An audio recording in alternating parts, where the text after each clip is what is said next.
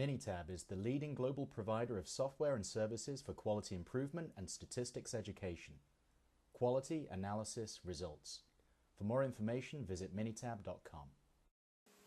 Hello, today I'm going to walk you through a two-sample t-test, and I'm going to assume that the variances are equal between population 1 and population 2. And both of these populations are relatively well modeled by a normal distribution. So for this particular independent two-sample t-test, let's say that my null hypothesis is that the difference between these two population means is equal to 0. I'm going to test that against the alternative hypothesis that that difference does not equal 0. So it's going to be a two-tailed test. Now the construction of the t-statistic, when you assume equal variances, it takes the form of the difference between the two means, and then you subtract from it the delta, the difference that you're actually interested in. Of course, in this case, that value would be 0. And then you divide all of that by the standard error.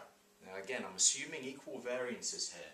So the construction actually takes the form of n1 minus 1 times the sample variance from 1, and n2 minus 1 times the sample variance. Divide all of that by n1 plus n2 minus 2, and then I've got to multiply this by 1 over n1 plus 1 over n2. Alright.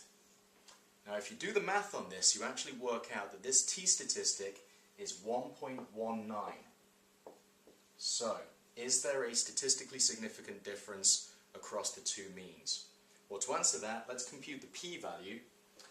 So, the p-value is going to be calculated from a t-distribution with how many degrees of freedom? Remember here we're assuming equal variances, so it's going to be n1 plus n2 minus 2 degrees of freedom, so that's 17 plus 19 minus 2, that's 34. And if I put in the value of 1.19 just here, and if you calculate this probability stretching all the way off to positive infinity, you'll find that that is approximately equal to 12.2%. Now, what's the p-value for this test?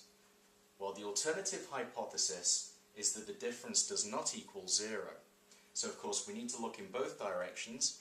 The p-value, therefore, is going to be 0.244.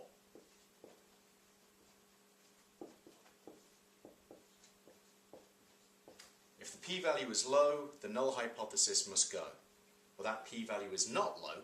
It's greater than 0.05. Therefore, you would fail to reject the null hypothesis that the difference between the two population means is equal to 0.